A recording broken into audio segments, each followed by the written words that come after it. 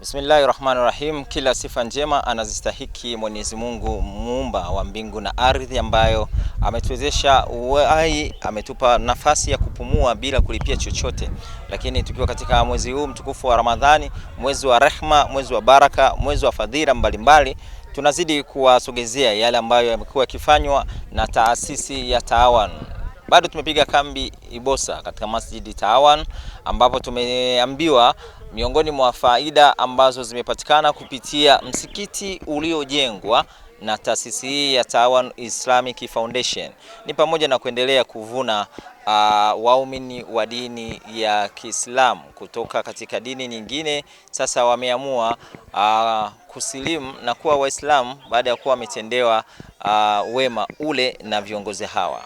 Mimi nisiwe mzungumzaji kwa sababu moja katika hao shuhuda tunaye hapa akitushuhudisha katika kile ambacho kimetokea na kimemtokea kwake. Asalamu alaykum wa rahmatullahi wa barakatuh. Wa alaykum salaam wa rahmatullahi wa barakatuh. Mambo vipi? Alhamdulillah, namshukuru Allah. Uko vizuri? Uko vizuri alhamdulillah.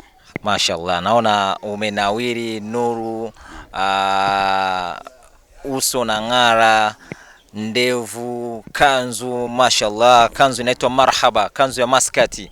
Tujalie kwanza majina yako. Kwa majina naitwa Akram Deogratias. Akram Deogratias. Kwa hiyo kabla ya Akram huko awali uliitwa nani? Kwa naitwa Roikiza Deogratias. Naam. Bwana Akram, mashallah, nafurahi kuona ukiwa hapa, na pengine kwa wale wasiofahamu, ukiitwa Roikiza, nini hasa kilikusukuma, kimekupelekea mpaka leo unaitwa Akram na umesilimu? Baada ya kujua ukweli na kutambua dini ya haki iko sehemu gani, na mashehe kunijia kila wakati kunieleza dini. Sheikh Adnan alifuata sana akiwa ananielezea habari za Uislamu, na mimi nikavutiwa sana Uislamu baada ya kujenga msikiti. Baada kipindi kile ananihusia nilikuwa sijaona msikiti, sana nafikiria nitaingia kwenye Uislamu je na sijui Uislamu. Na baada ya kujenga msikiti nilivutiwa kuingia kwenye masjid na kusilimu, nikawa Muislamu. Baada ya hapo muda si mrefu akafuata mwenzangu mmoja, naye akafuata mwenendo wangu. Lakini baada ya hapo tukawa tumetengwa kabisa, familia zikatutenga.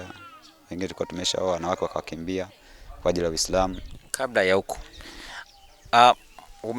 umeingia katika dini ya Uislamu ukiwa na umri gani, na kwa sasa una muda gani tangu umeingia? Mimi nimeingia kwenye Uislamu mwezi wa 6 mwaka jana. Mwaka jana ya. Takriban miezi 9 hivi mpaka sasa. Naam. Wakati unaingia katika unachukua haya maamuzi, uliwashirikisha au familia, ndugu, jamaa? Hamna, sikumshikisha yote kwamba naingia kwenye Uislamu, ila baada ya mimi kuipenda dini ya Kiislamu ndo nikaamua kuingia kwenye Uislamu moja kwa moja. Baada ya kuwa umeingia ndo sasa ulikuwa unatupitisha kwenye kile ambacho kimetokea.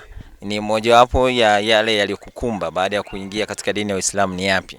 Baada ya kuingia kwenye dini ya Kiislamu yalinikumba ni kama moja wapo la wazazi kutenga familia, mwanamke kukataa dini ya Kiislamu, na mimi kama kumtenga moja kwa moja, na nikaamua kuiacha familia moja kwa moja na kuanza kuishi msikitini. Wazazi walisemaje? Wazazi hawaitaki kabisa dini ya Kiislamu, yani hawaitaki kabisa hata kuisikia. Kwa hiyo nikaona sina namna ya kugombana na wazazi, na sina namna, mimi ni mtu tu, na nikianza kugombana na wazazi huenda nikakosa radhi za wazazi kesho na kesho kutwa. Kwa habari ya mkeo, familia, labda aliondoka vipi? Aliondoka na watoto, aliondoka mwenyewe? Aliondoka tu na watoto na mwenyewe tu. Baada ya mimi kusilimu aliniambia kwamba yeye Uislamu hakunikuta kwenye dini ya Kiislamu, kwa hiyo anaamua kuondoka mpaka siku mimi nitapobadilisha maamuzi.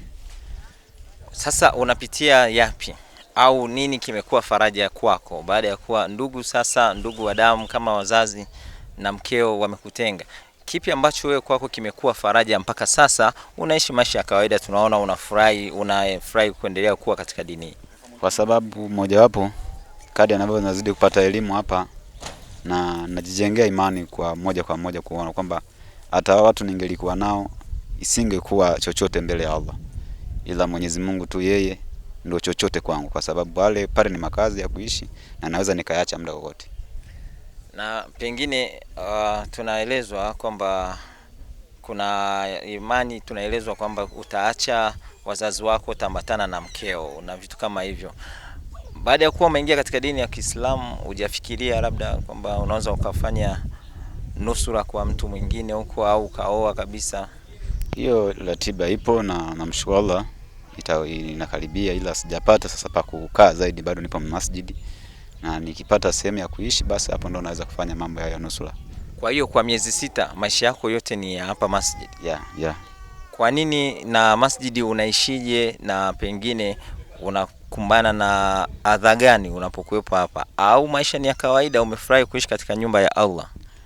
Amna, nimefurahi, lakini kwa muda ambao unajua kuna sisi umri ambao tumeenda sasa hivi nafikisha miaka 28, natakiwa kuwa na familia yangu mwenyewe binafsi, sitaishi msikitini milele. Kwa hiyo na mambo mengine yanahitajika kuyafanya, ila labda kwa hali tunayo na kazi ambavyo hamna inatufanya tuishi msikitini mpaka sasa hivi. Hii changamoto ya kuishi msikitini umewahi kuiwasilisha labda kwa viongozi au wale waliokuwa wakikushawishi, na pengine wamekuwa wakikueleza nini kuhusiana na habari ya makazi, na kwa nini hasa uliondoka nyumbani kwako? Kwa sababu hiyo imani yangu kunituma niondoke, kwa sababu nyumbani hapakuwa salama, kwa sababu ilikuwa ni vita. Ukiamka asubuhi na kutana mzazi yuko napanga anasema hataki Uislamu, na ndicho unaohitaji Uislamu.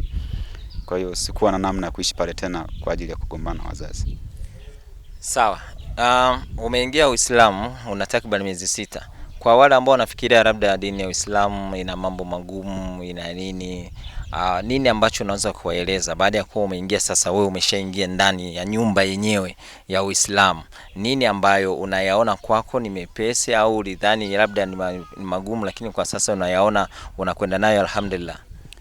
Cha kwanza niondoe hofu, kwa sababu sisi tunalishishwa na vitu ambavyo hatuviwezi kichwani kuvimili. Unakuta mtu ni Muislamu ndo anaharibu Uislamu, lakini unaangalia jinsi, je, hao wengine mbona wako hivi na wengine mbona wanaendelea na dini ya Kiislamu vizuri.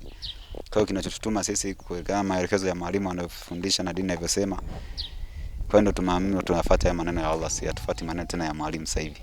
Kwa sasa kuna ambacho umeshajifunza kama Qur'ani, sura, kuna baadhi ya vitu umeshavifahamu? Yeah. Kama nini? Sura Fatiha. Tuanzie hapo, maana sura Fatiha ndio sura ambayo inafungua kila kitu. Karibu tusomee kidogo hizo aya 7 za sura al-Fatiha. A'udhu billahi minash shaitani rajim. Bismillahir rahmanir rahim. Alhamdulillahi rabbil alamin arrahmanir rahim maliki yawmiddin iyyaka na'budu wa iyyaka nasta'in ihdinas siratal mustaqim siratal ladzina an'amta 'alaihim ghayril maghdubi 'alaihim waladdallin. Amin. Naam, mashallah. Mtazamaji, unaweza ukaona ni namna gani Mwenyezi Mungu alivyokuwa na mambo yake makubwa ambayo anakutoa katika njia moja na kupeleka kwenye njia nyingine sahihi. Katika zile aya alizozisoma shekhe hapa ambazo zinapatikana katika surati al-Fatiha ni pamoja na aya isemayo ihdina siratal mustaqim, ikiwa na maana ya Allah, tunakuomba utuongoze katika njia iliyonyoka. Njia iliyonyoka iko wapi?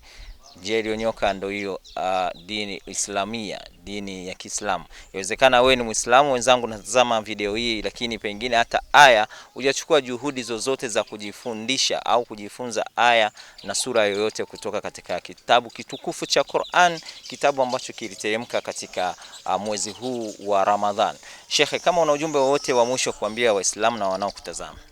Kwa upande wangu mimi mwenyewe naomba tu wenyewe waitambue haki ilipo na waweze kujua kwamba haki iko sehemu gani, japokuwa ugumu upo. Ugumu wa Uislamu ni kufuata zile sheria za Uislamu, ila ukizifuata vizuri Uislamu uko vizuri. Au ukiwa Muislamu ni neema, kwamba Uislamu ni neema kubwa sana, kwa sababu popote unapokuwa na jambo lako Waislamu tayari wameshakufika. Kwa kwanza ndio tunachomshukuru Mungu, wamenipigania mimi kwanza Waislamu.